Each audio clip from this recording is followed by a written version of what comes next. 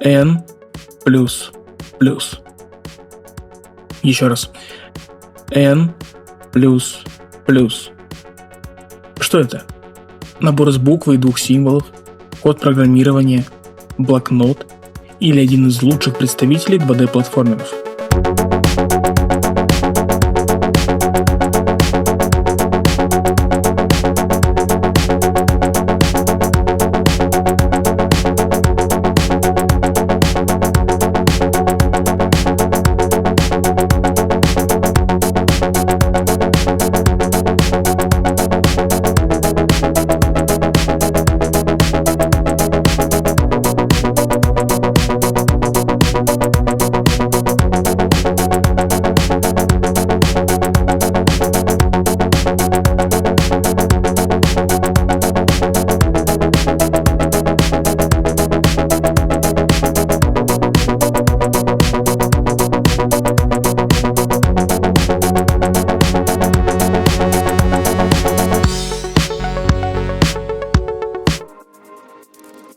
Вы ниндзя. Даже не так. Вы кибер-ниндзя, который живет 1,5 минуты, жадный до золота настолько, что это продляет вам жизнь, невероятно ловкий, быстрый, крутой, и все это тестовая камера для игрока. Тренинг. Духовный, моральный, физический, с целью пройти эпизоды, состоящие из 5 уровней. Путь ниндзя. Путь пацифизма и прощения, а главная цель ниндзя – достичь мастерства во всех эпизодах игры. Такую предысторию повествует что первая, что последняя игра серии N в отдельном меню история. Игра N++ является третьей игрой серии N игр, что ставит глубину геймплея выше инноваций.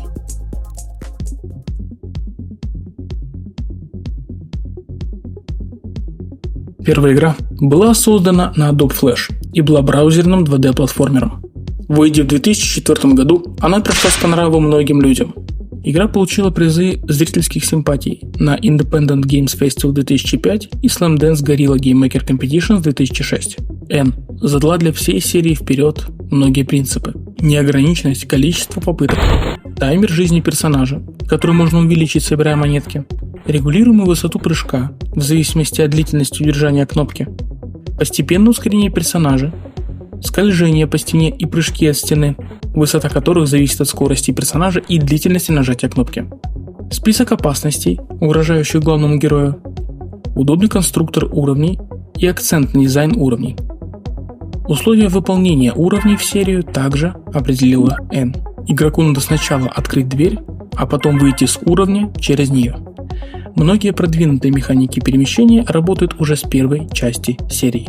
Получив поддержку своей игры, разработчики из MetaNet Software занялись производством сиквела, который они назвали N+.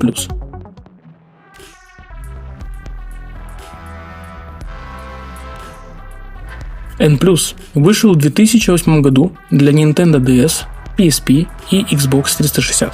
В игру добавили музыку, 4 трека, 2 из которых задают мрачный глубокий тон, а оставшиеся 2 нет. Единственный раз в серии решили добавить онлайн-мультиплеер. Уровни в мультиплеере были такие же, что и в одиночной кампании, однако в них можно было играть с друзьями по сети.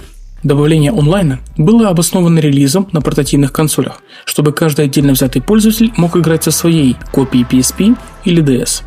По этому случаю увеличили количество людей в мультиплеере с 2 до 4 человек. Переработали графику, уйдя от минимализма. На портативных консолях сделали прокрутку камеры вслед за игроком. Игра не была в центре внимания, однако свою аудиторию нашла. В номинации GameSpot «Лучший» из 2008 года игра была номинирована на некоторые категории: «Лучший скачиваемый контент», «Лучшая многопользовательская игра», «Лучшая реализация пользовательского контента», «Лучший платформер» и «Лучшая PSP-игра», но не выиграла ни в одной из них. N+ был даже номинирован на приз за лучшую игру на платформе Nintendo DS на сайте IGN. Однако оказался лишь на 20-м из 25 мест топа 2009 года. MetaNet вскоре взялись за разработку третьей части серии. Подход к неймингу они оставили, и игра получила название N++.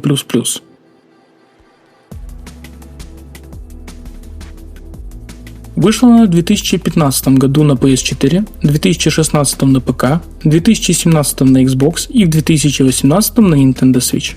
Игра предлагала еще больше уровней, Новые опасности, запоминающийся саундтрек, приятный минималистичный стиль, возможность настраивать цветовую гамму из множества вариантов, отзывчивое управление, уникальные уровни для разных режимов и глобальную таблицу рекордов. N++ получила высокие оценки и от прессы, и от игроков, и стала хоть и не культовым, но значительным представителем 2D-платформеров.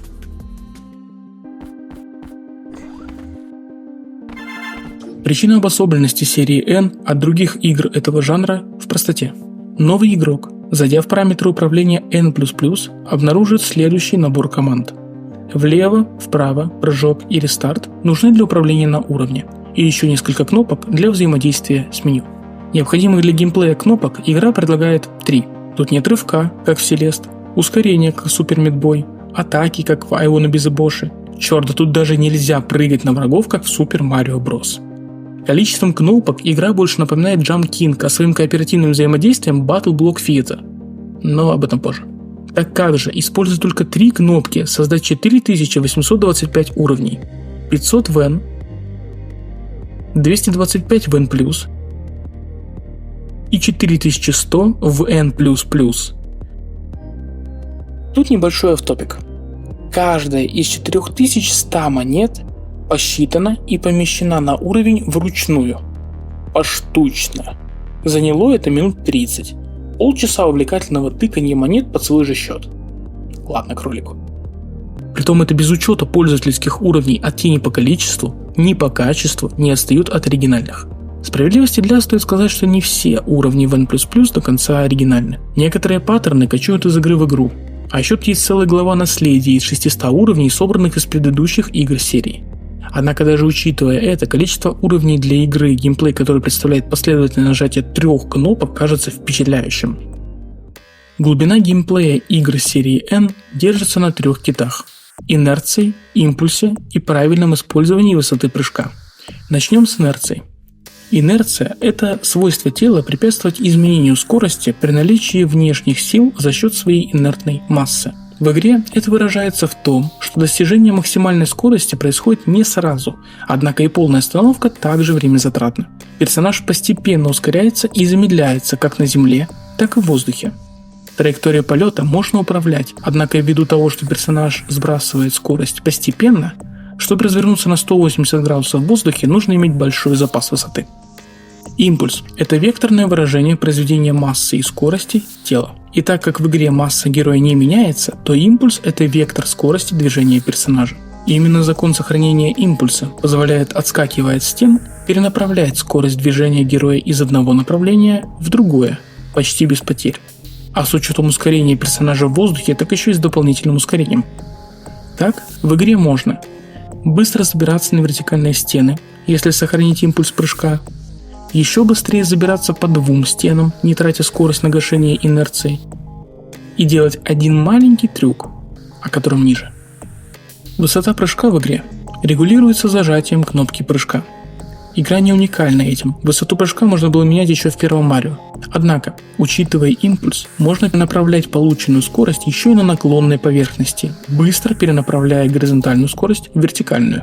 Также, при помощи маленьких прыжков можно перепрыгивать врагов, оставаясь в преимуществе сделать большой прыжок позже, при всем при этом набирая скорость как на земле, так и в воздухе.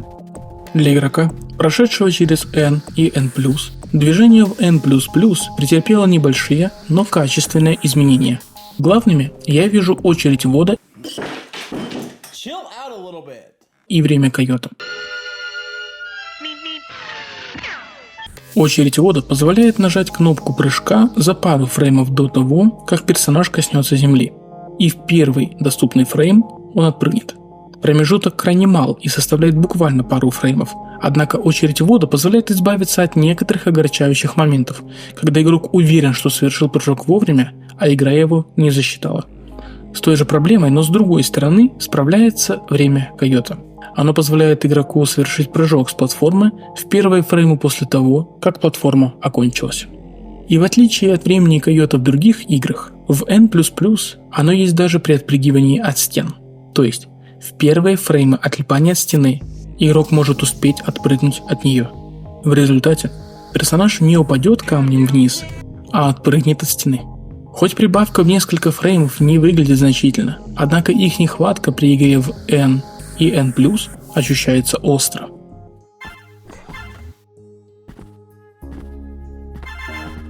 Разработчиками был создан внушительный список опасностей для игрока. И первое, чего игрок явно не ожидает подставы в такой гиперактивной игре, так это сама физика, конкретно гравитация и ускорители. В N и N++ высота, падая с которой персонаж разбивается, равна 10,5 блокам, а в N+, 10 блокам. Если на батуте врезаться в потолок, персонаж разбивается. А в N++ добавили еще и ускоритель, который может впечатать игрока в стену, потолок или пол. Притом ускорители стакаются, а значит несколько ускорителей в несколько же раз опасней. Мины – это самая распространенная ловушка во всех трех играх. Они выполняют ту же функцию, что и шипы в других платформерах, правда с эффектом взрыва, что добавляет зрелищности. Мины с таймером, эксклюзив N+, являются обычными минами, которые безопасны на пару секунд после активации. Мина с активацией, эксклюзив N++. И это гениальное оружие, она не активна, пока игрок не коснется ее, однако смертельной она становится после того, как персонаж уйдет с нее. Ее можно поставить за кнопку или за самородок, и соблазнившись на золотой блеск, игрок активирует мину в том месте, что может быть фатально. Она используется и для ограничения количества проходов, и для подстав самому себе, другу или сопернику. Пройдя по коридору с такими минами, игрок теряет возможность пройти по нему снова. В общем, идеальный способ наказать невнимательного игрока. Наземный сторож, или, как я его называю, собака, бежит по земле сразу с максимальной скоростью движения персонажа и бьет током. Срабатывает, если на линии ее высоты есть игрок. Она не развернется, пока не дойдет до конца платформы, чем и нужно пользоваться, чтобы разводить ее. Грохот. Я хз, как правильно перевести твомб. Далее просто грохот. Платформа, которая линейно несется на персонажа и пытается его убить, пока не врежется. В конце движения медленно откатывается назад, чем надо пользоваться, чтобы проехать на ней на одной из безопасных сторон. Ведь атакует она только с одной стороны. В N++ также был добавлен толкаемый грохот, который после отпрыгивания игрока движется в обратном от прыжка направлении. В серии есть список дронов, что особенно опасно и в своей опасности особы. Они имеют одинаково настраиваемую траекторию движения. Ехать вперед, а после встречи со стеной, полом, потолком или неимоверно плотной стеной из фотонов в воздухе поворачивать. Притом направление поворота также настраиваемо. И ввиду высокой вариативности в выборе маршрутов, игроку при заходе на уровень надо заранее запомнить их путь. Бац-дрон. Дрон, что следует своей траектории и используется как динамическое препятствие или как ограждающий фактор. Преследующий дрон. Копия бац-дрона, однако если слева, справа или спереди появляется игрок, он стремится в его направлении, игнорируя свой маршрут. После того, как он врежется в препятствие, возвращается к патрулированию, пока не встретит игрока снова. Микродрон. Копия бац-дрона, однако в 4 раза меньше и в 1,5 раза быстрее. Пулеметный дрон. Движется до тех пор, пока не увидит игрока. Если между героем и дроном не будет препятствий, останавливается и пускает очередь из пулемета. Движется медленно, но его недооценка может стать игроку фатальной ошибкой. Лазерный дрон. Самый медленный из дронов. В момент, когда игрок попадает ему на глаза, останавливается, чтобы пустить лазерный луч, что бьет еще 3 секунды в место, где игрок был на момент обнаружения. Гаусс-турель. Стационарная турель. Увидев игрока, начинает сводиться на него, и если игрок будет на ее прицеле, на линии ее прицела или будет двигаться к линии ее прицела, начнет стрелять. После выстрела она ждет пару секунд и сводится снова. Развести ее искусство, однако не такое, как развести ракету. Ракетная турель. Стационарная турель, которая выпускает ракету, что следует за игроком. Летит ракета медленно, но хорошо маневрирует. Пока одна ракета не взорвется, следующая не вылетит. На многих уровнях наличие даже одной турели привносит хаотичность в планы игрока по прохождению уровня, а ведь есть уровни, где их несколько. Лазерная турель. Статичный или крутящийся лазер. Шар смерти. Дрон, что преследует игрока напрямую, где бы он ни был. При контакте с другими шарами отталкивает их и отталкивается сам, что иногда делает его непредсказуемым противником. Злой ниндзя. Дрон, что копирует все действия героя и воспроизводит их с задержкой в 3 секунды. От игрока требуется точно помнить, где и как он проходил 3 секундами ранее. Если зацепить несколько ульев клонов, то они будут появляться последовательно. Сначала один, через 3 секунды другой и так далее, пока не кончится или пока на уровне не останется свободного места.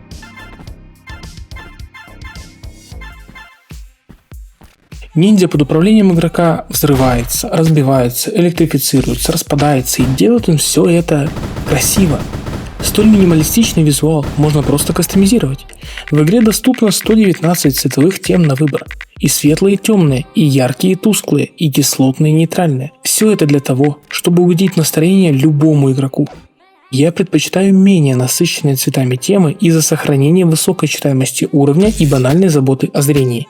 Открываются темы после прохождения 5 эпизодов, состоящих из 5 уровней. Начиная с N, в главном меню показываются неудачные попытки прохождения рандомных уровней.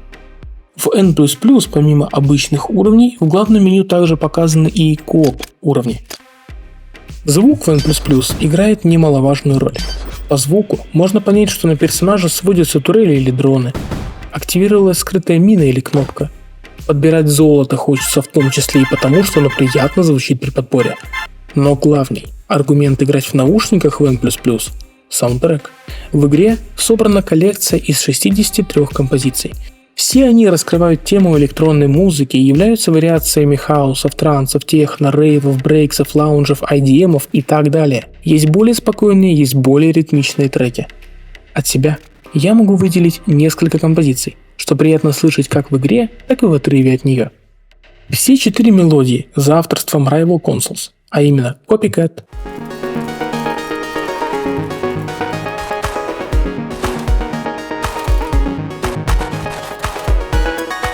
I Love the Party,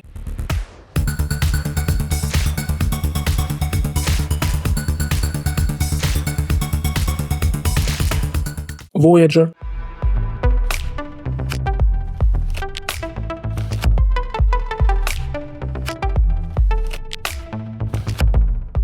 и в особенности Recovery.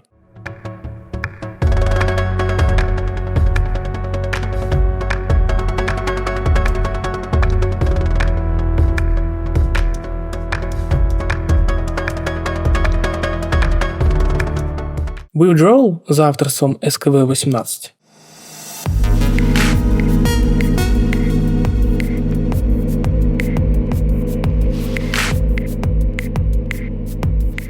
J-Mac от Project Elf.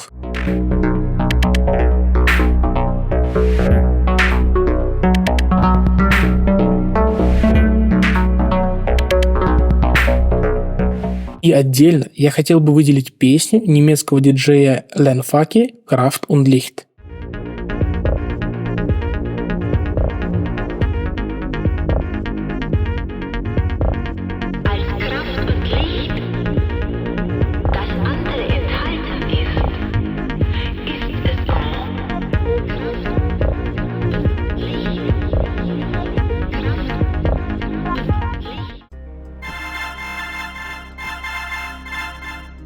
Игра подталкивает к тому, чтобы игрок хотел собирать разложенное по уровням золото. Это самое золото – награда для умелых и рисковых игроков. Мало того, что оно добавляет время на прохождение эпизода, по 2 секунды за каждый самородок, что очень хорошо помогает при исследовании уровней, так еще и результаты в мировой таблице рекорда выставляются по сумме времени жизни персонажа. Таким образом, если путь за золотом занимает меньше 2 секунд, то самородок стоит подобрать, если игрок намеревается поставить рекорд в таблице лидеров.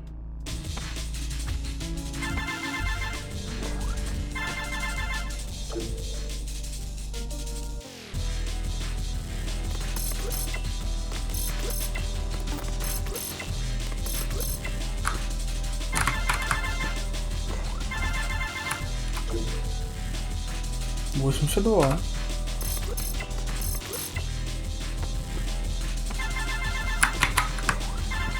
О, вот это идеально, вот это идеально, вот это идеально было. 58. Вот больше, мне кажется, вот чисто фреймперфектная хуйня.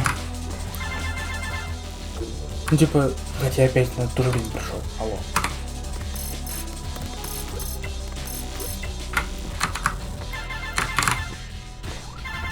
Да! Да, блядь! Ну вы ее. 48.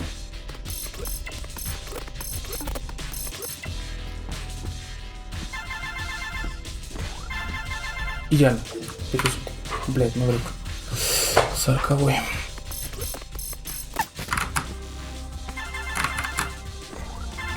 Идеально. 600. Бум, я Global ранг 21. И все, выше я не поднимусь, блядь. Вот не я 21, блядь. Вот. Это золото бережно разложено разрабами, просто на уровне и в труднодоступных местах. Условно уровни можно разделить по доступности самородков на следующие виды.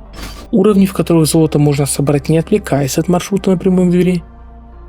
Уровни, в которых из-за самородков надо делать дополнительный крюк или намеренно усложнять себе прохождение.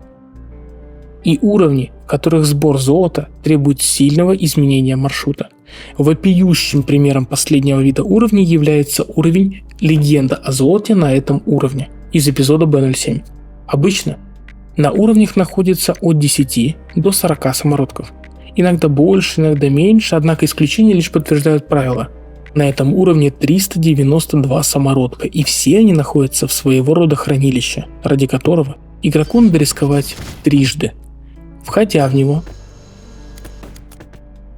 обчищая его и выходя из него.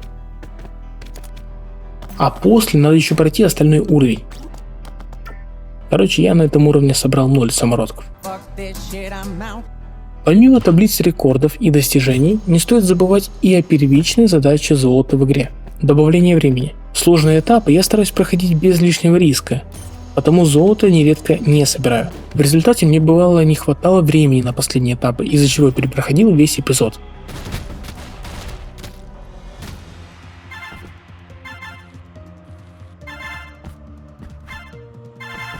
Учитывая большое количество уровней в игре, рассказать о них всех не представляется возможным, да и не требуется вовсе. Куда лучше будет отметить уровни, что выделяются своей оригинальностью. Я прошел 470 уровней из соло-режима N++ и отсмотрел демки еще по 160 уровням, тем самым закрыв главы интро и N++. Первое же, что я отмечу, так это уровень интро к принятию твоих лимитов. Это буквально 3-й уровень игры. Он несложный, однако если игрок хочет собрать все золото на уровне, ему придется попотеть.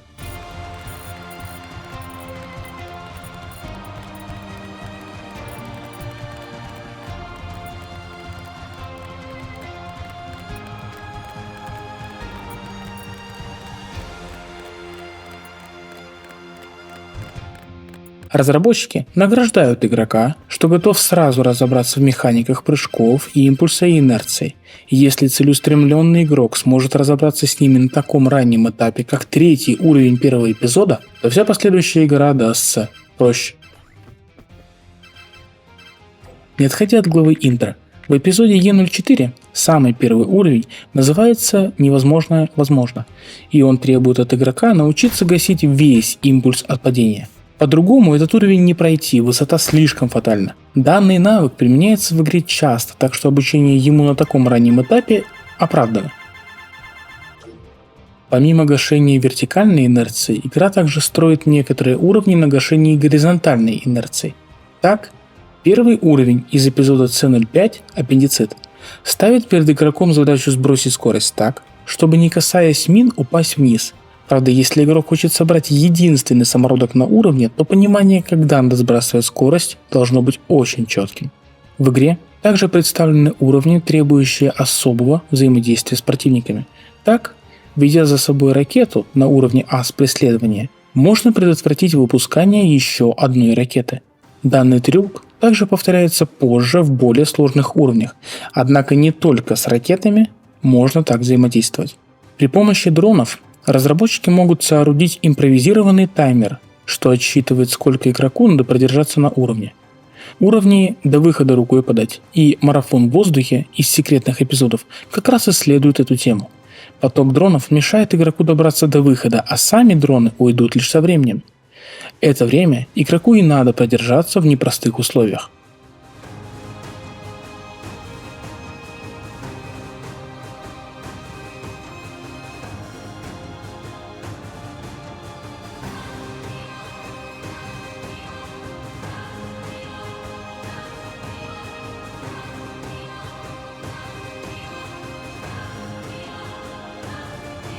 Некоторые враги могут быть использованы и более наглым путем. Например, грохот. Он имеет опасную для персонажа часть только с одной стороны. С 3 других он работает буквально как платформа размером с один блок. И именно использование врага как динамическую платформу исследуется игрой в таких уровнях как «Иди» из главы B05,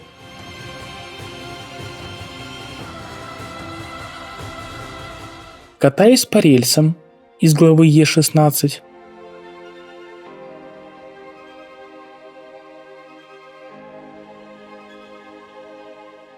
«Дамбола» из секретной главы,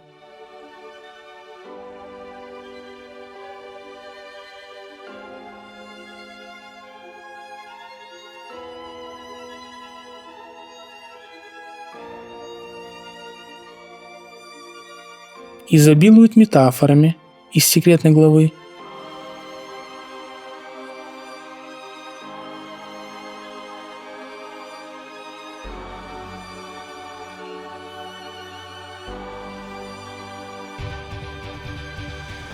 и «Ты хочешь, чтобы я что сделал?» из секретной главы. Последний так и вообще предлагает прокатиться по боковой стороне катающейся платформы. Есть разные уровни, по-особому представляющие обычные прыжки. Например, киберквест в подземелье из главы C17. Этот уровень отдает вайбами уровней из шипов из Боша. Он состоит из мин и прыгающих блоков. Тут надо гасить инерцию каждого прыжка и точно понимать, в какой миг надо прыгать. Правда, мне этого было мало, поэтому на этот уровень я оставил слишком мало времени, пройдя предыдущие 4 уровня слишком медленно. Это стало тем еще модификатором сложности. Есть интересные уровни, которые почти не используют прыжки. Например, уровень «Червячный привод» из главы Е10. Тут надо поймать ритм движения дронов и довериться ему. 3 за уровень.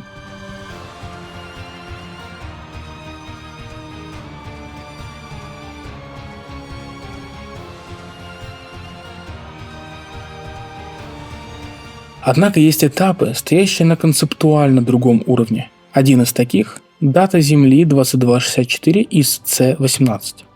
У этого уровня есть 2 концовки. Одна предполагает открытие прохода, пока лазер в другой стороне, а другая предлагает пройти прямо под лазером, сделав препятствие самому.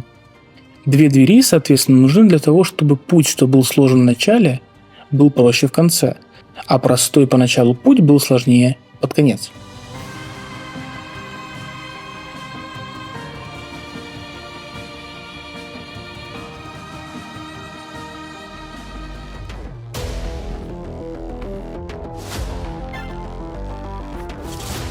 В игре, помимо режима одиночной игры, представлены и другие режимы. Во-первых, есть возможность в одиночном режиме добавить игроков. Они будут спауниться на одном и том же месте, что и первый игрок, и смогут проходить уровни также. Использовать этот режим можно, чтобы поиграть с друзьями на уровнях из соло-режима, или как возможность дать себе 2-ю, 3-ю, 4-ю жизнь. В любом случае, для прохождения одиночных уровней несколькими игроками таблицы рекордов не предусмотрено, так что гриндить рекорды так просто не получится. Далее хардкор режим. В нем игроку надо пройти последовательно всю колонку из 5 эпизодов, каждый по 5 уровней. Время продолжает идти вне зависимости от смерти героя и добавляется к пулу только после выхода с уровня. В случае истечения времени во время прохождения уровня, последняя смерть окончит игру. Достаточно суровое испытание на выносливость. Что менее сурово, так это режим гонки. 695 эксклюзивных уровней для дружной компании. Играя с друзьями, вы получите опыт спидранинга, совмещенного с игрой в мафию. Суть режима в том, что надо собрать золото как можно больше, активируя мины, приманивая дроны и турели, подставляя соперника. Игроки не теряют время в этом режиме, а побеждает тот, кто соберет больше золота. До того, как хотя бы один игрок коснется выхода, умирая, игроки будут возрождаться в начале уровня. Однако, когда персонаж на выходе, активируется внезапная смерть, что блокирует респаун. Из закончившего игрока выпускается одна управляемая ракета, которой можно сбить одного игрока. В случае, если уровень попался настолько сложный, что ни один игрок не может пройти его, есть кнопка «Мы не можем». В оригинале «We suck», которая убирает по одному все опасности с уровня, оставляя лишь остов, каркас уровня. Если игрок коснется выхода, то остальные игроки разом взорвутся. Игрок, достигший максимума шкалы времени, а это 300 секунд, автоматически побеждает, как только коснется выхода. Однако звездочкой всей игры и причиной того, что идея сделать этот ролик засела мне в голову более года назад, является кооп режим.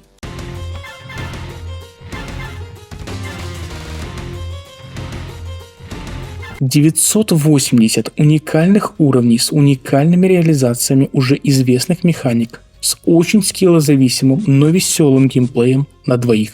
Это бомбическая смесь. Обычно подход к дизайну уровней в коопе строится из двух вариантов. Либо игроки появляются в двух независимых комнатах, и один должен разблокировать дверь, а другой выйти. Либо игроки появляются в одной комнате, проходят через одних и тех же врагов, и в конце один игрок жертвует собой, чтобы прошел второй. Есть уровни, где все может пройти один игрок. Второй на таких уровнях нужен для того, чтобы помочь пройти уровень быстрее, или чтобы заменить первого, если тот умрет. Бля. Не отстаешь, сучка, да? Да блин. Плохие новости. Одна ракета в 40 метрах заинтересовалась тобой. 30 метров. Дверь открой, блядь. Сука, ну как Ты на мину наступил. Да ты лох, я просто уже видел, что тебе пизда, блядь. Вариаций много, интересных тоже. Вот несколько примеров. Двигаясь через танцующую толпу в главе Е05. На уровне одному игроку надо с клонами на хвосте пройти по комнате и нажать на кнопки, а второму пройти по этому же уровню с клонами второго игрока.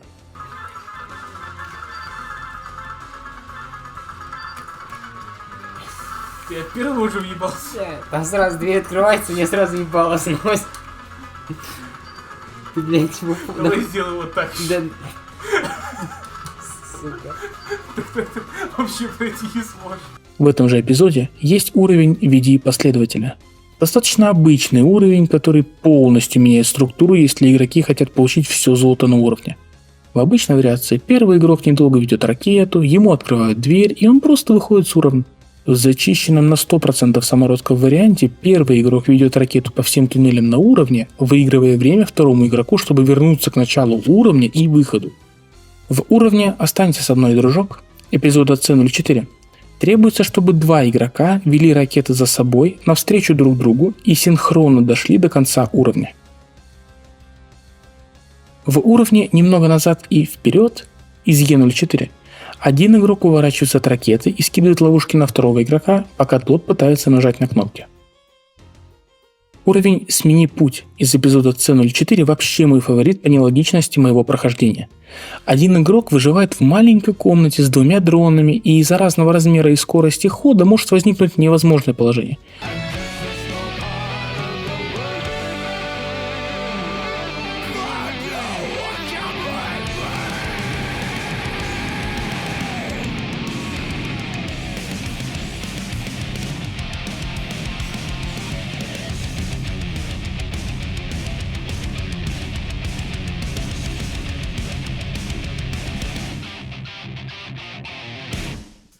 Пока мой друг просто бежал по кругу, у меня созрел план. Я решил сделать фрейм-перфектное уклонение в углу. Бать, это возможно, блядь! Пожалуйста, открой дверь, блядь! Сука, ты сейчас охуеешь! Если что, держатели мирового рекорда этого уровня так не делали. Они пошли безопасным путем, который, однако, я найти не смог. Было еще много хороших уровней, но я выделю один. Этот уровень «Стрельба» из эпизода D04.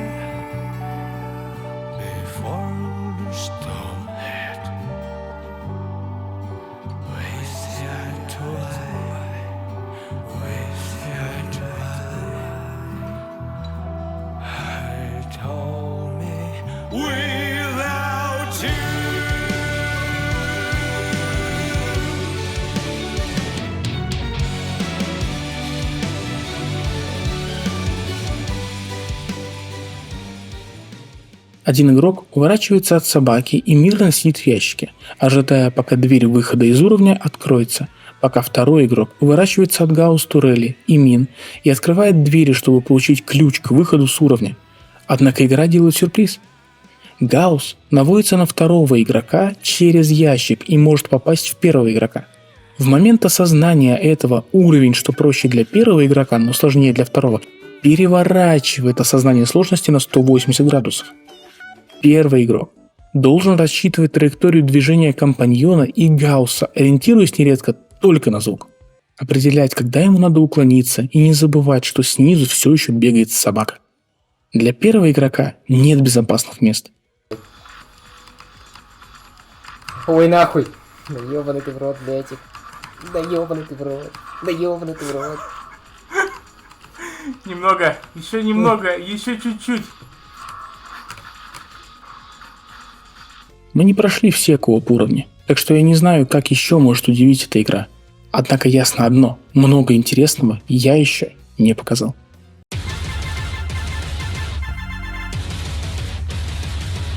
Игра N++ отличный представитель двумерных платформеров. Возможно, если бы тренды игровой индустрии не ограничивались шутерами от первого и третьего лица, RPG, MMO, 3 в ряд и мобами, эта игра получила бы заслуженную популярность. У игры есть постоянный онлайн из 40 плюс-минус 20 людей в Стиме. Эта игра не была на слуху никогда, кроме своего выхода и бесплатной раздачи ключей. Она даже не гуглилась нормально в 2017-2019 годах, когда я хотел ее скачать впервые. При запросе N++ игра выдавалась лишь по 5-й ссылке. Вперед нее был ноутпад. Черт, я бы и сам не узнал про эту игру, если бы не посмотрел видео Гагатуна и не вспомнил о какой-то игре, что я играл на PSP несколько лет тому назад.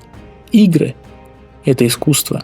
И кто же знал, что такой шедевр висит в темном углу галереи без посетителей и со слоем пыли с палец. Но я рад, что N++ не прошел мимо меня. Надеюсь, это видео было полезным и приятным к просмотру. Пока.